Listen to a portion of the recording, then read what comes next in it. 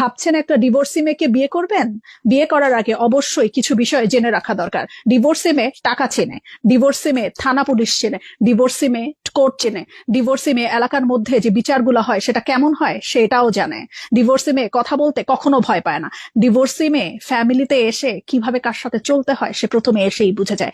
Divorcee মেয়েরা সবসময় চায় জামাইকে নিয়ে আলাদা হয়ে যেতে প্রথমে এসেই। এটা আমি বললাম না, এটা আরো 2-4টা ডিভোর্সি মেয়েকে দেখেন, বুঝে যাবেন। ডিভোর্সি মেয়েরা সব সময় চাবে সংসার ভেঙে দিতে। বেশিরভাগ ডিভোর্সি মেয়েরাই এই কাজগুলো করে। ডিভোর্সি মেয়েরা সবসময় আতঙ্কে থাকে যে তাকে কেউ কিনা আবার কোনো কিছু বলে ফেললো, এটার আগেই মানুষকে আগে জব্দ করার চেষ্টা করে। ডিভোর্সি মেয়েরা সবসময় কিন্তু ভালো হয় না। আর অবশ্যই ডিভোর্সি মেয়ে বিয়ে করার আগে জেনে বুঝে নিবেন তার ডিভোর্সটা আসলে কেন হয়েছিল। তার ডিভোর্সটা কি কোনো ক্যারেক্টারিস্টিক্স এর কারণের জন্য হয়েছে নাকি? যদি এরকম কোনো কিছু হয় তাহলে তদন্ত করে তারপরে ডিভোর্সি মেয়েকে বিয়ে করেন। কারণ একজন ডিভোর্সি মেয়ে কিন্তু অনেক বেশি চালাক, অনেক চতুর এবং একই সাথে অনেক বেশি হোশিয়ার হয়, যেই জিনিসটা অনেক সময় ছেলে মানুষরা বুঝে না, না বুঝে বিয়ে করে ফেলে, তারপরে পস্তায়।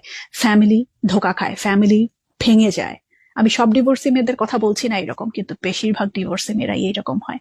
এর থেকে পিছনে পড়ে যায়নি কিন্তু ছেলেরাও। সো ডিভোর্সি মেয়ে বিয়ে করার আগে মাথায় রাখবেন এই কথাগুলো অবশ্যই, না হলে কিন্তু ঠকে যাবেন। আর ঠকে গেলে কিন্তু পস্তাতে হবে আপনারই। বুঝতে পারছেন? Mind it.